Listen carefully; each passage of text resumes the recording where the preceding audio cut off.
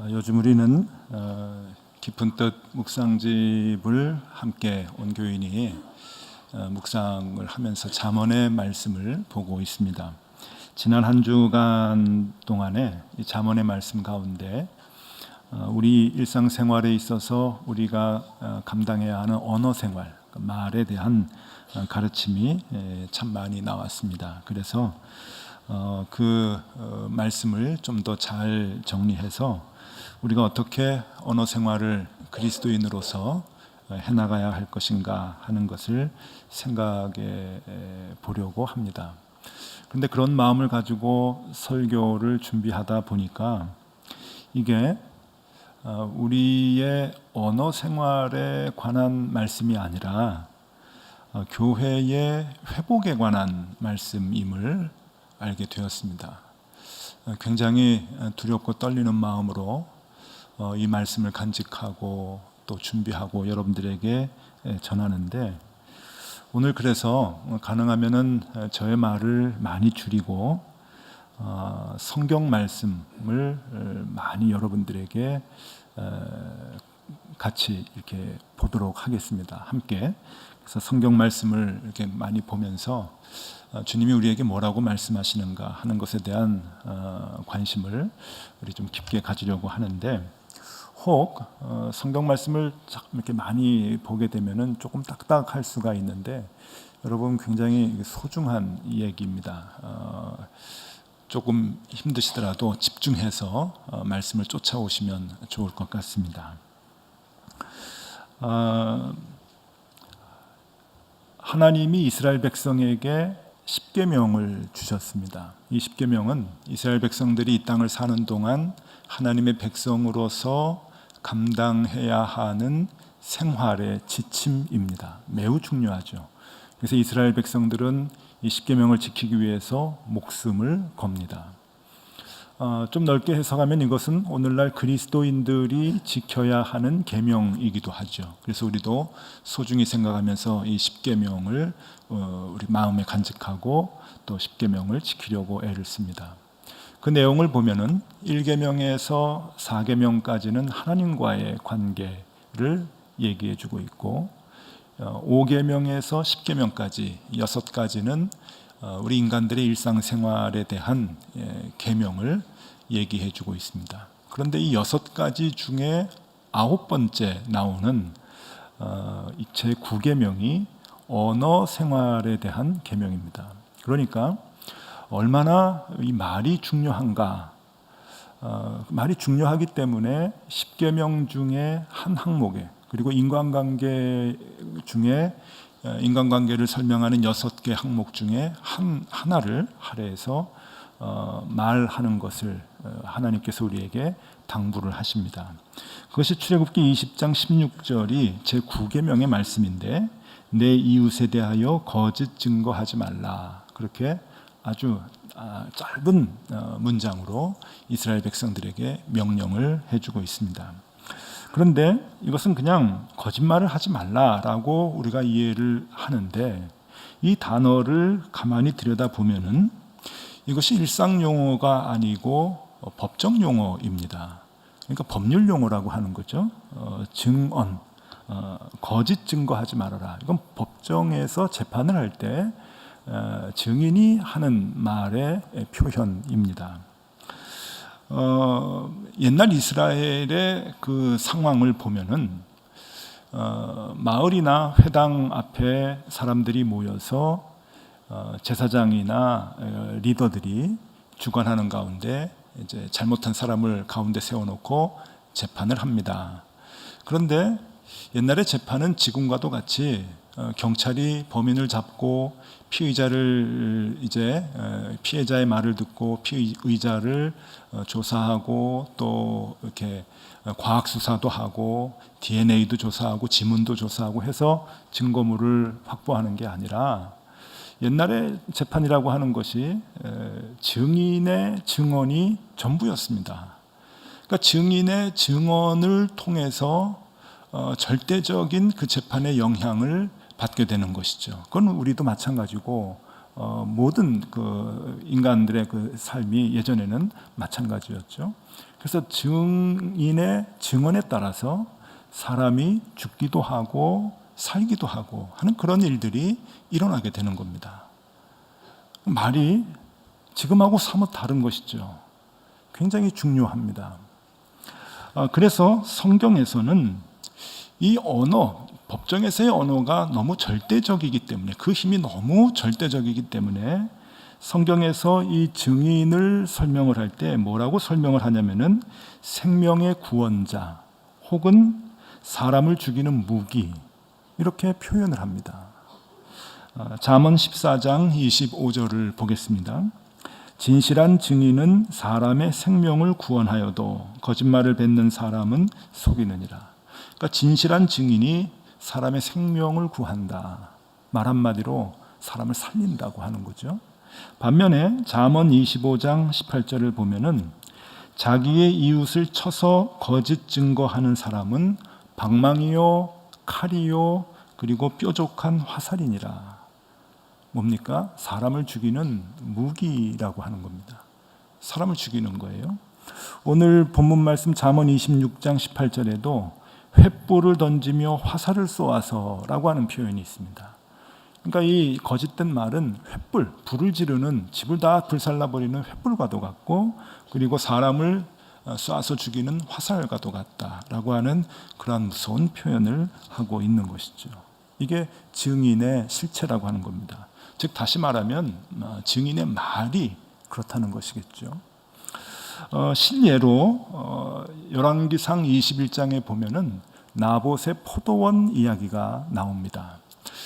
이스라엘의 가장 악독했던 왕 중에 한 사람인 아합 왕 때의 일인데, 이 아합 왕은 사마리아에 왕궁이 있었는데 여러 군데 별장이 있었습니다. 뭐 예나 지금이나 마찬가지겠죠. 왕이 날씨가 더우면 좀 시원한 데 가고 또 추우면 따뜻한 데 가고 그러면서 통치를 할 수 있게 왕궁이 여러 군데 있는데, 이스라엘이라고 하는 곳에 별장 왕궁이 있었습니다. 그 아합 왕이 이스라엘 왕궁으로 가끔 가면은 그 왕궁 앞에 펼쳐져 있는 언덕이 너무나 예뻐서 저것을 왕궁에 귀속시키고 싶은 그런 마음이 있었습니다. 저건 내 것 만들고 싶다 하는 마음이 있었는데, 알아보니까 나봇이라고 하는 사람이 소유하고 있는 포도원이었습니다. 그래서 아합 왕이 그 주인을 부릅니다. 나봇을 불러서 내가 이것을 아주 높은 값을 쳐줄 테니까 나한테 팔아라. 아니면 다른 곳에 더 넓고 좋은 땅을 줄 테니까 이것과 바꾸자, 이런 제안을 했는데 나봇이라고 하는 사람이 아닙니다, 거절을 합니다. 이거 우리 조상이 준 땅이기 때문에 절대 팔 수가 없습니다. 여러분, 이 아합 왕이 좀 속이 좁은 사람 같아요. 그러면 그냥 말 것이지 그냥 그때부터 식음을 절폐하고 마음 상해서 밥을 안 먹습니다. 한나라 왕이 이게 꼴이 체면이 말이 아니죠. 밥을 안 먹고 끙끙 앓고 있으니까 아합 왕보다 더 나쁜 왕비인 이세벨이 이제 왕한테, 남편한테 물어봅니다. 당신 왜 식음을 전폐하고 이렇게 고민하느냐? 그랬더니 왕이 이제 얘기를 하죠. 이제 포도원 갖고 싶은데 저 나봇이라고 하는 주인이 팔지를 않는다고. 그랬더니 부인 이세벨이 계략을 꾸며서 그 마을에 있는 두 사람을 돈을 주고 증인을 삽니다. 그리고 위증을 하게 만듭니다. 그래서 그 마을에서 이 나봇이라고 하는 사람이 하나님과 왕을 저주했다라고 하는 거짓 증언을 하게 해서 재판에 붙여지게 되고, 그 나봇을 돌로 쳐 죽이는 형벌을 받게 합니다. 그래서 나봇은 돌로 쳐 죽임을 받아서 죽지요. 그리고 아합 왕은 그 포도원을 빼앗게 됩니다. 자, 열왕기상 21장 10절의 말씀 읽어드립니다.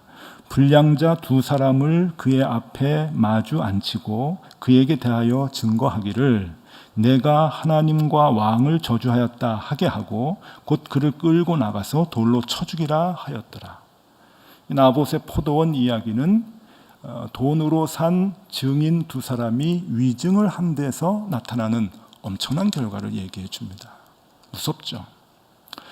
여러분, 이게 한두 군데 나오는 게 아닙니다. 예수님 돌아가실 때 우리는 물론 하나님께서 그 구속사의 그 계획 속에, 우리를 구속하는, 인류를 구속하는 계획 속에 하나님이 예수 그리스도가 십자가에 못 박혀 돌아가시도록 했지만, 그 디테일한 방법들을 보면은 결국은 무엇 때문에 예수님이 돌아가시는가 하면은 위증자들 때문입니다.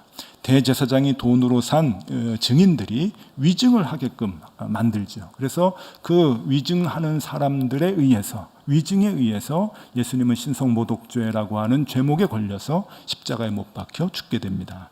마태복음 26장 59절에서 61절까지 말씀입니다. 대제사장들과 온 공회가 예수를 죽이려고 그를 칠 거짓 증거를 찾음에 거짓 증인이 많이 왔으나 얻지 못하였더니 후에 두 사람이 와서 이르되 이 사람의 말이 내가 하나님의 성전을 헐고 다른 사흘 동안에 지을 수 있다 하더라 하니, 그러니까 돈으로 산, 제사장들이 돈으로 산 거짓 증인들이 거짓 증거를 통해서 예수님이 죽게 되는 거죠. 예수님이 이 성전을 헐어라 내가 3일 만에 다시 세울 것이다 라고 하는 것은 부활에 대한 얘기를 한 건데, 이 사람들이 그것을 거짓으로 왜곡해서 해석을 해서 증언을 한 거예요. 예루살렘 성전이라고 얘기를 하는 거죠. 그래서 예수님이 결국은 십자가 처형을 당하게 됩니다. 위증은 이렇게 무섭습니다. 사람이 죽어나가는 그러한 일들이 이 위증에 의해서 나타나기 때문에 그런 것이죠. 그래서 이스라엘 사람들은 생활 중에도 이 위증자로부터 자기를 구해달라고 기도를 할 정도였습니다. 여러분 그런 기도를 하십니까? 우리가 나에게 나를 해하려고 하는 위증자들을 그 사이에서 나를 좀 구원해 주십시오. 그런 기도 우리 안 하지 않습니까? 법정에 서는 것도 뭐 일생에 한두 번 있을까 말까 하는 일인데, 근데 이스라엘 사람들은 이게 다반사예요. 그래서 시편 27편 12절에 보면 다윗이 기도를 합니다. 한 나라의 장군이었고 왕이었던 다윗이 이렇게 기가 막힌 기도를 합니다. 내 생명을 내 대적에게 맡기지 마소서. 위증자와 악을 토하는 자가 일어나 나를 치려 함이니이다. 이게 이제 생활인 거예요. 말을 잘못해서 남에게 대한 거짓말을 해서 그 사람의 생명을 빼앗는 일들이 여기저기에서 막 일어나니까 그런 사람들로부터 생명을 구하게 해달라고 하는 것이 기도가 될 정도라고 하는 거죠. 자, 그렇기 때문에 성경은 법정에서의 거짓 증언을 매우 엄격하게 금지하고 있습니다. 왜냐하면 말 한마디 때문에 사람들이 죽기 때문에 그런 것이죠. 출애굽기 23장 1절에서 3절까지의 말씀입니다. 너는 거짓된 풍설을 퍼뜨리지 말며 악인과 연합하여 위증하는 증인이 되지 말며 다수를 따라 악을 행하지 말며 송사의 다수를 따라 부당한 증언을 하지 말며 가난한 자의 송사라고 해서 편벽되이 두둔하지 말지니라. 하나님께서 중요한 얘기를 하죠. 거짓말하지 말아라 라고 하는 겁니다. 하나님은 우리가 쭉 그동안 말씀을 통해서 배워왔죠. 하나님은 가난한 사람, 힘없는 사람, 약한 자, 이런 취약계층을 보호하고 도와주라고 얘기하시는데 말에서만큼은 아닌 거예요. 진실되고 거짓된 것은 부자와 가난한 자, 강한 자와 약한 자와 관계없는 거예요. 이것은 항상 기준이 똑같은 거예요. 왜냐하면 이것은 먹고 잘 살고 가난하게 살고 하는 그런 문제가 아니라 생명이 오가는 문제이기 때문에 그런 것이죠. 말 한마디에 사람이 죽고 살고 하는 문제이기 때문에 이것은 모든 인간에게 똑같이 적용돼야 된다고 하는 아주 중요한 이야기를 하나님께서 하고 계시는 거죠. 그래서 하나님께서는 법정에서의 위증을 막기 위해서 몇 가지 안전장치를 합니다. 그것을 율법으로 이제 만들어요.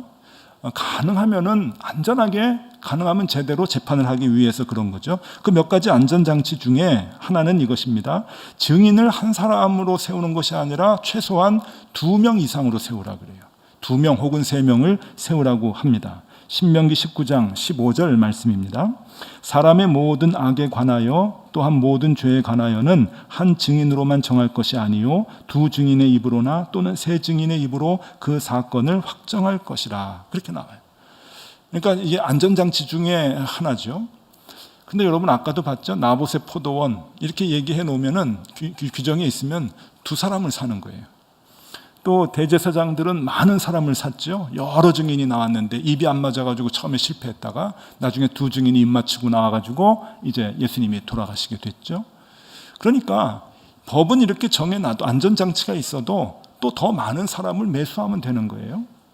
두 번째 안전장치가 있습니다. 그것은 위증자는 범죄자와 똑같은 형량으로 처벌하는 거예요. 무서운 벌을 주는 거죠. 신명기 19장 16절에서 19절까지 말씀입니다.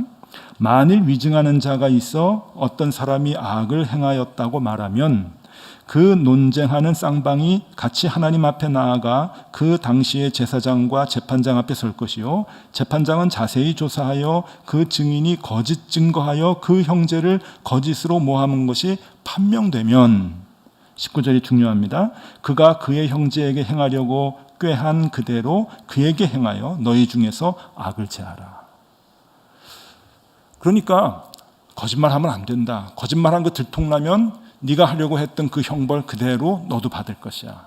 그게 형벌인 거예요. 아주 무거운 형벌을 전가해 주는 거죠.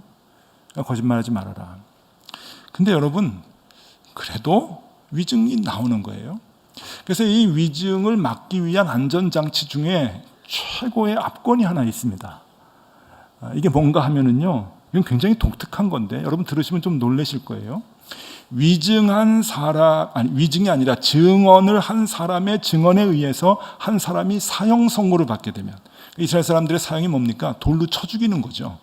돌로 쳐 죽이는 게 사형의 방법인데, 그래서 증언으로 인해서, 증인의 증언으로 인해서 사형을 받아서 돌로 쳐 죽임을 받는 형벌을 받게 될 경우 그 죄인을 제일 먼저 증인이 돌로 치라고 얘기해요. 이게 무슨 뜻입니까? 굉장히 무서운 건데 너의 말 때문에 죽게 된 거야. 그러니까 책임을 져라. 이 말이 얼마나 무서운지 네가 먼저 돌로 쳐 죽여. 그러는 거예요. 무섭죠. 신명기 17장 7절 말씀입니다. 이런 자를 죽이기 위하여는 증인이 먼저 그에게 손을 댄 후에 뭇 백성이 손을 댈지니라. 너는 이와 같이 하여 너희 중에서 악을 제할지니라. 아주 무서워요. 그리고 하나님의 위증을 막기 위한 아주 강한 의지가 이 말씀 속에 있는 거죠. 여러분, 이 거짓말은 우리는 너무 쉽게 합니다. 예수를 믿는 사람이건 또 목사, 장로, 권사, 중직을 맡은 자이건 관계없이 교회 안에서 사회에서 거짓말을 밥 먹듯이 하는데, 여러분 시대가 바뀌어서 그렇지 우리가 구약 시대 살았으면은요 여기 남아있을 사람 별로 없습니다. 무서운 거예요. 다 남을 돌로 쳐 죽였든지 쳐 죽임을 받았든지 둘 중에 하나죠. 그러나 그 상황 속에서 노출되어 살아가고 있었던 옛날 이스라엘 사람들에게는 이게 굉장히 중요한 문제예요. 생사가 오가는 문제였기 때문에 이 언어 생활이라고 하는 것에 굉장한 경각심을 갖고 생활할 수밖에 없었던 거죠. 그래서 시편 15편에 보면은 주의 장막에 거할 자 누구냐, 주의 성산에 거할 자 누구냐라고 하면서 11가지의 조건을 얘기합니다. 주님의 천국에 거할 자, 주님의 산에 거할 자가 11가지 조건이, 거할 자의 11가지 조건이 나오는데 그 중에 5가지가 여러분 거짓말하지 말라는 거예요. 그러니까 이 진실되라고 하는 게 얼마나 중요한 건지 시편 15편 1절에서 3절까지만 먼저 보겠습니다.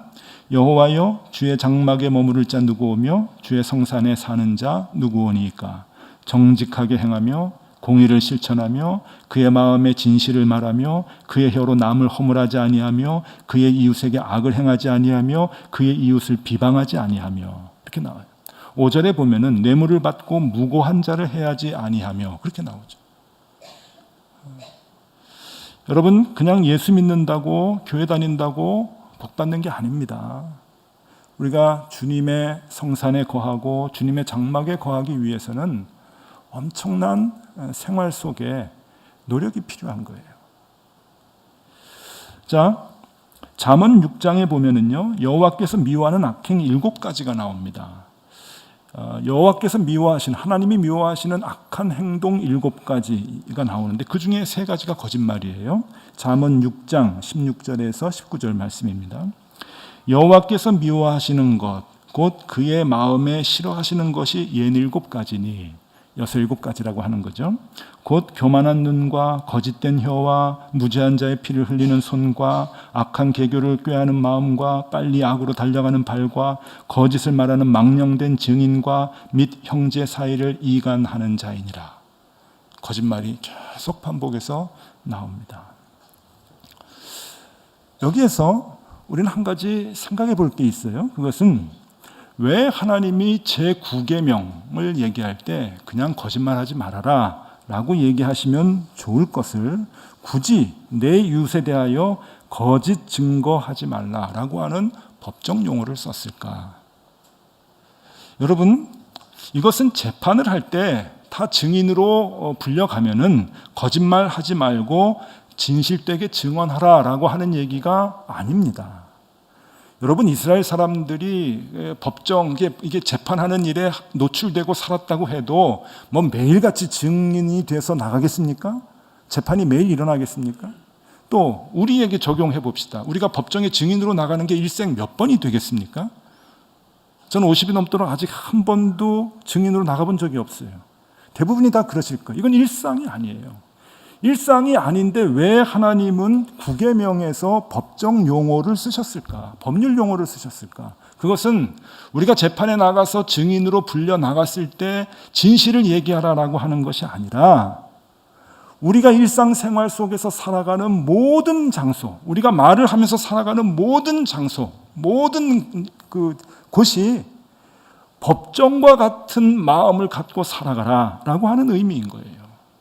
말이 중요하기 때문에 법정과도 같이 말을 조금이라도 실수하고 남에 대해서 조금이라도 잘못 말하면 그 사람이 죽는다라고 하는 그 마음을 가지고 말을 하라라고 하는 거죠. 그런 뜻입니다. 왜? 우리 말 때문에 사람이 살고 죽고 하기 때문에 그래요. 여러분, 이건 사실 아닙니까? 우리가 그것을 경각심을 갖고 깊이 느끼지 못할 뿐이지 우리의 말 한마디 때문에 남들의 평가가 올라가고 내려가고 하는 것은 오늘도 마찬가지예요. 죽고 사는 문제, 명예가 올라가고 명예가 실추되고 하는 문제가 얼마나 많이 생겨납니까? 여기에 대해서 심각성을 가지고 조심 또 조심하면서 우리의 혀를 제어하라라고 하는 말씀이 바로 이 9계명의 말씀이라고 하는 것이죠. 그래서 우리는 언제나 진실되게 얘기해야 합니다. 그러면 성경은 침묵에 대해서는 뭐라고 얘기하는가 한번 알아볼 필요가 있습니다. 침묵. 왜냐하면은 우리 동양적인 정서, 특별히 우리나라는 유교 문화도 있고 불교 문화도 있고 그래가지고요, 침묵을 굉장히 미덕으로 생각을 하고 또 그렇게 가르침을 받아왔습니다. 조용히 하라, 가만히 있어라. 그게 이제 덕이라고 생각을 하는 거죠. 그리고 또 교회에서도 이 신적 권위로 인해서 오래전부터 이 교회는 교인들에게 잠잠하라 그렇게 얘기를 해요. 교회에서 언어의 의미가 바뀐 것이 여러 개 있는데 그 중에 하나가 은혜인 거 아세요? 은혜. 그래서 교회에서 뭔가 조금 시끄럽고 그러면 은혜롭게 하자 그러죠. 은혜롭게 하자고 할 때 그 은혜가 뭡니까? 조용히 해. 이제 그런 뜻이에요. 재직회 할 때 누가 좀 손 들어가지고 따지고 뭐 그러면은 좀 은혜롭게 합시다. 교회인데. 그러면 그 얘기는 입 닥쳐. 이제 그런 얘기죠. 조용히 해. 교회 시끄럽게 하지 말고. 그렇게 이제 언어의 사용과 의미가 많이 바뀌게 되는데 그 신적 권위로 이제 그런 것들을 많이 이제 가르칩니다. 특히 이제 목회자 입장에서는 교인들한테 조용히 해. 이제 가만히 있어. 침묵을 지켜. 이렇게 얘기하면 좋죠. 제가 제일 좋죠. 근데 아무리 성경을 봐도 그렇지 않아요. 그래서 침묵에 대해서 찾아봤어요. 성경이 얼마나 많이 나오나 했더니 거짓 많이 나오지 않고 서너 군데 나옵니다. 잠언 11장 12절에 보면은 지혜 없는 자는 그의 이웃을 멸시하나 멍청한 자는 잠잠하느니라 나오고요. 잠언 17장 28절 미련한 자도 잠잠하면 지혜로운 자로 여겨지고 그의 입술을 닫으면 슬기로운 자로 여겨지느니라. 그러니까 입을 닫으면 조금 대접받는다는 얘기예요. 또 전도서에도 보면은 말을 적게 하라는 얘기가 한 차례 나옵니다. 이 침묵하라, 잠잠하라라고 하는 이야기가 진실을 말하라라고 하는 이야기보다 훨씬 더 분량이 적어요. 그러니까 하나님은 말에 대해서 진실되게 얘기하라고 하는 말씀을 대부분 하시고 그냥 한두 군데에 조용해라, 그게 좀 낫다. 이제 그렇게 얘기를 하시는데 이것은 무슨 뜻인가 하면은 언뜻 보면은 침묵을 하는 것이 미덕과 같이 여겨지는 말씀과 같이 여겨지지만 그것이 아니라 거짓된 증언이나 거짓된 말로 사람을 죽이는 것보다는 차라리 입을 닫는 것이 낫다라고 하는 최선이 아닌 차선책의 이야기를 우리에게 해주는 거예요. 말 한마디로 사람이 자꾸 죽어나가고 말 한마디로 사람의 명예가 실추되는 그러한 상황에서 입을 좀 닫아라. 그게 지혜로운 것이다. 라고 하는 이야기를, 가르침을 우리에게 주는 것이죠. 이것은 꼭 성경에서만이 아닙니다. 세상 사람들도 마찬가지예요. 여러분, 침묵을 이제 얘기할 때 우리가 많이 쓰는 말이 있죠. 침묵은 금이다. 많이 들어보셨죠? 저는 어렸을 때 하도 시끄럽게 집에서 떠들어가지고 어머니한테 이런 얘기 많이 들었습니다. 조용히 해, 침묵은 금이야, 뭐 이런 얘기요. 동서고금을 막론하고 이 침묵은 금이다라고 하는 말을 많이 쓰는데 찾아보니까요, 이게 침묵은 금이다라고 하는 말을 워낙 오래전부터 사람들이 사용을 해서 누가 말을 한 건지 그리고 어느 나라 속담인지 잘 모릅니다. 그냥 쓰는 거예요. 전 세계 모든 사람들이. 그런데 이 침묵은 금이다라고 하는 이 말은 반쪽짜리 말입니다. 침묵은 금이다. 그 언뜻 보면 침묵을 최고의 미덕으로 삼을 수 있는 그런 말이지만은 전체 문장을 알고 나면 조금 달라져요. 전체 문장은 뭔가 하면은 웅변은 은이요 침묵은 금이다라고 하는 속담입니다. Speech is silver, silence is gold 이렇게 나와요. 그걸 뚝 띄어가지고 뒤에 문장만 우리가 얘기하는 거죠. 이게 무슨 말인가 하면은 웅변은 은이랍니다. 웅변은 남의 마음을 내가 막 설득을 해서 내 생각으로 바꾸게 하는 거. 좋든 싫든 내 생각대로, 내 생각이 선한 뜻이든 악한 뜻이든 내 생각대로 바꿀 수 있도록 설득하는 게 웅변이에요. 죽일 수도 있고 살릴 수도 있고 하는 말이죠. 그런데 그렇게 남의 마음을 설득해가지고 내 마음에 맞도록 바꾸는 것보다는 침묵해라. 침묵이 낫다라고 하는, 침묵이 최선이 아니고 차선이라고 하는 데서 나오는 속담인 거죠. 그래서 침묵은 금이라고 하는 얘기예요.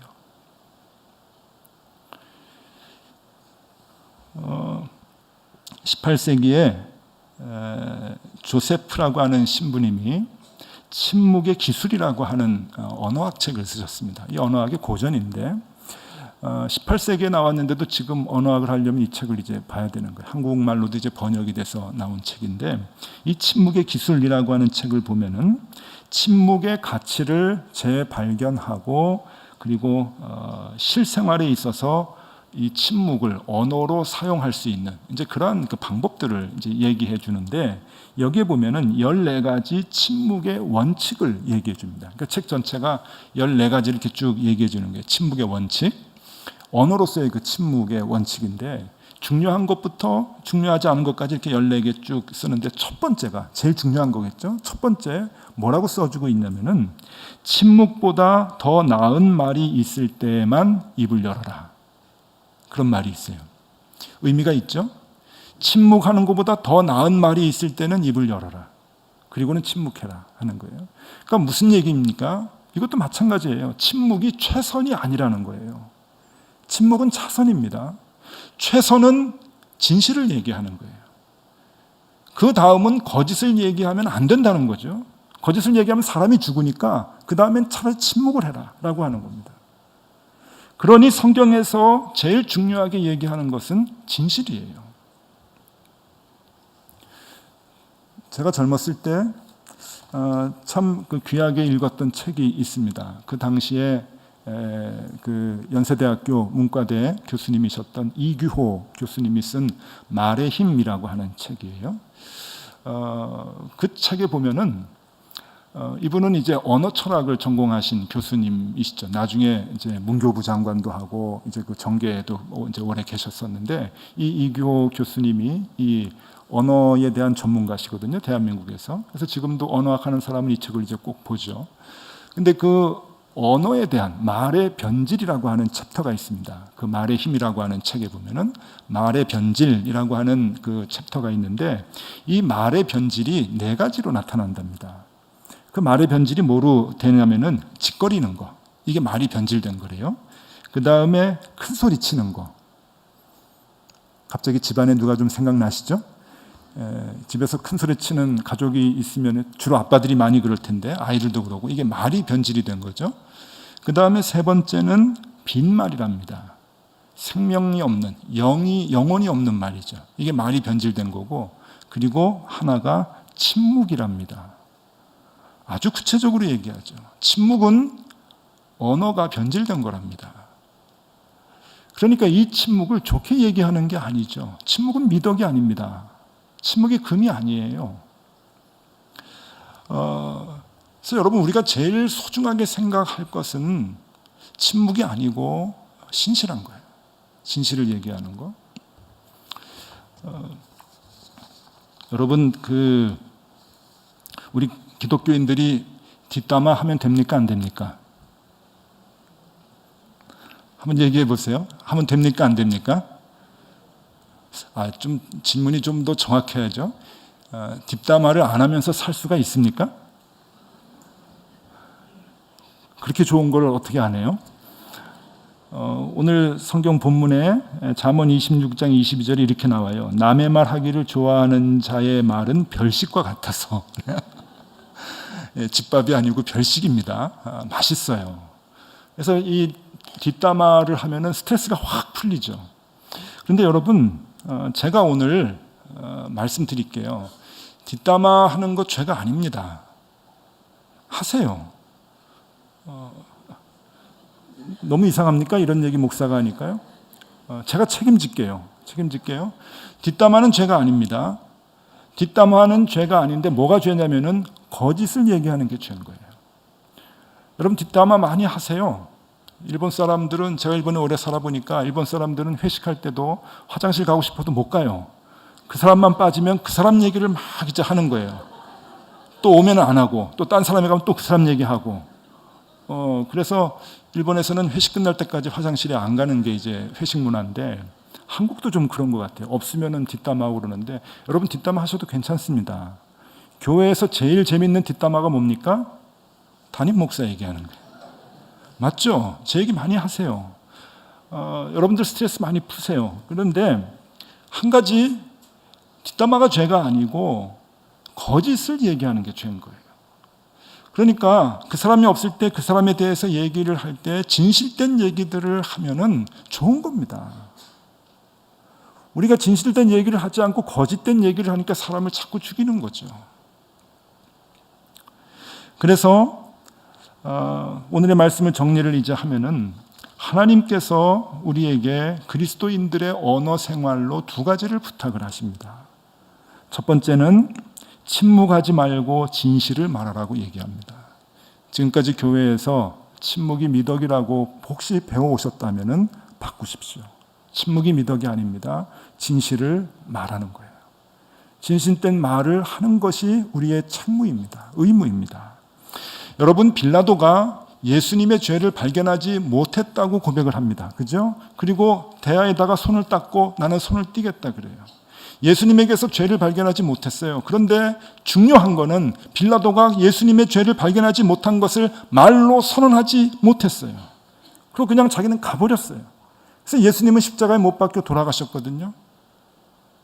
그런데 지금까지 2000년이 되도록 모든 그리스도인들은 주일마다 예배할 때마다 사도신경을 고백을 하죠. 빌라도에게 고난을 받으사. 애꿎은 빌라도가 계속 들어가는 거예요. 왜 그랬는가요? 알고서도 침묵한 빌라도가 결국은 예수님을 죽인 거예요. 침묵은 사람을 죽이는 거거든요. 그러니까 여러분, 우리의 침묵 때문에 어떤 사람이나 어떤 공동체가 죽어간다거나 어떤 공동체가 불이익을 당한다거나 하면은 우리는 거기에 대한 책임을 져야 되는 거예요. 침묵하면 안 돼요. 우리가 침묵함으로 인해서 우리가 죄인이 되는 거예요. 가해자가 되는 거죠. 그리스도인들은 공공의 책임을 져야 되는 거죠. 그게 그리스도인들의 책무입니다. 그래서 주님께서 우리에게 얘기하시는 것은 첫 번째, 침묵하지 말고 진실을 말하라. 두 번째, 사람을 살리는 말을 해야 되는데 그것은 복음이다라고 하는 거예요. 복음. 우리는 복음의 증인으로 부름을 받았죠. 그래서 평생 증인으로 살라고 얘기하십니다. 사도행전 1장 8절입니다. 오직 성령이 너희에게 임하시면 너희가 권능을 받고 예루살렘과 온 유대와 사마리아와 땅끝까지 이르러 내 증인이 되리라. 증인이 되라. 그러니까 우리는 이 생명을 살리는 궁극적인 말은 복음이잖아요. 하나님의 말씀이잖아요. 이 말씀을 증거함으로 인해서 사람을 살리는 그 복음을 어떻게 하든지 우리의 입으로 전하기 위해서 애를 써야 되는 거예요. 왜? 그 복음이 생명을 살리는 말씀이기 때문에 그래요. 자, 다시 정리해 드립니다. 두 가지. 하나님께서 우리에게 말씀하신 것 두 가지입니다. 하나는 진실을 말하라. 침묵하지 말고 진실을 말하라. 두 번째는 될 수 있는 대로 복음을 증거해라. 증인이 되어라. 얘기를 하는데 여기에서 오늘 제가 여러분들에게 하고 싶은 가장 중요한 말씀이 있습니다. 이 얘기를 하기 위해서 지금까지 긴 시간을 말씀을 드렸어요. 주님이 우리에게 부탁하신 성경 말씀을 통해서 부탁하신 이 두 가지의 언어 생활은 두 가지를 다 이렇게 조절을 잘 해가지고 해라 라고 하는 첫 번째, 두 번째의 공통된 조건이 아닙니다. 이것은 순차적인 조건이에요. 무슨 말씀인지 아시죠? 첫 번째 조건을 감당해야만이 두 번째 조건이 가능한 거예요. 우리가 일상생활을 해나갈 때 우리 가족들 그리고 직장 동료들 우리가 살고 있는 공동체 안에서 이 사회 안에서 진실된 얘기를 침묵하지 않고 해나갈 때 그 다음에 복음이 증거될 때 그 복음이 전해지는 거예요. 첫 번째가 안 되면 두 번째가 안 돼요. 오늘날 우리 교회 문제가 뭔지 아세요? 첫 번째가 안 되니까 두 번째 열심히 해도 안 되는 거예요. 사람들이 인정을 안 해주는 거죠. 밖에 나가보세요. 예수 그리스도의 복음을 증거하는 사람이 얼마나 많습니까? 지하철역에도 있고 버스 정거장에도 있고 우리 직장에도 있고 귀찮도록 교회 가자고 하는 사람들이 얼마나 많은데요. 그래도 왜 사람들이 콧방구도 안 끼고 그 귓가에 그 음성을 들으려고 하지도 않죠? 첫 번째가 안 되니까 그래요. 그리스도인들이 사회 곳곳에서 진실을 얘기해야 될 때 진실을 얘기하지 않아요. 침묵을 지키고 있어요. 자기 개인적인 유익을만을 구하고 있어요. 다른 사람들의 아픔과 다른 사람들이 죽어가는 것에 대해서 진실을 얘기하지 않아요. 그러니까 나중에 예수 그리스도의 복음을 전해도 결국 사회는 무엇이라고 교회의 소리를 듣냐면은 양치기 소년의 늑대가 나타났다라고 하는 소리로 듣는 거예요. 그 언어가 신실하지 않으니까, 그의 삶이 신실하지 않으니까, 그가 나중에 사람을 살리는 생명의 말씀인 복음, 예수 그리스도를 전해도 그게 신실하게 들려지지 않는 거예요. 여기 교회에 심각한 병이 있는 거죠. 우리의 언어 생활이 일상생활에서 망가져 있으니까 생명을 살리는 복음을 증거해도 전달이 안 되는 거예요. 그러니 여러분, 우리가 먼저 일상생활 속에서, 가정에서, 직장에서, 일터에서, 이 사회 공동체에서 침묵하지 말고 진실하게 얘기해야 돼요. 다른 공동체가 불이익을 당하거나 아픔을 당하는 일이 있으면 얘기해야 돼요. 침묵하면 안 돼. 내일이라고 침묵하면 안 돼요. 왜? 침묵하면 먼저 그 사람들이 죽는 거고 두 번째는 복음이 전도가 안 되는 거예요. 그래서 언어 생활은 무서운 겁니다. 그리스도인들의 책임이 얼마나 중요한지 몰라요. 그래서 진실을 얘기하는 것이 결국은 사람을 살리는 거예요. 여러분, 오늘 이 말씀으로 우리의 언어 생활이 조금이라도 바뀌었으면 좋겠습니다. 용기가 필요하죠. 바리새인들이 예수님에게 와가지고 막 따졌습니다. 당신들 제자들은 왜 이렇게 시끄러워? 그런 거예요. 왜 이렇게 시끄럽냐? 입단속 좀 시키라고. 왜 이렇게 시끄럽게 얘기하고 떠들고 돌아다니냐고. 바리새인들이 예수님께 와가지고 막 대들면서 따졌죠. 그때 예수님께서 바리새인을 향해서 분명하게 이렇게 대답을 하십니다. 누가복음 19장 40절의 말씀인데요. 대답하여 이르시되 내가 너희에게 말하노니 이 사람들이 침묵하면 돌들이 소리 지르리라 하시니라. 우리 제자들 진실을 얘기해, 복음을 얘기해, 더 얘기해야 돼. 침묵하면 안 돼. 그리스도인들이 침묵하면 돌들이 소리를 지를 거야. 우리 주님의 마음이 어디 있는지 우리가 깊이 마음을 두시고 주님이 기뻐하시는 생활 감당하면서 살아가는 저와 여러분 되실 수 있기를 바랍니다. 기도하겠습니다. 하나님, 우리의 입술을 열어 언제나 진실을 말하게 하여 주옵소서. 우리가 사는 이 사회에는 침묵해서는 안 되는 일들이 얼마나 많은지 모릅니다. 무의식 중이라도 우리의 침묵으로 인하여 사람들이 죽어가는 일이 없도록, 불이익당하는 일이 없도록 하나님의 사람으로서의 역할을 잘 감당하는 우리가 되게 하여 주시옵소서. 예수 그리스도 이름으로 기도드리옵나이다. 아멘.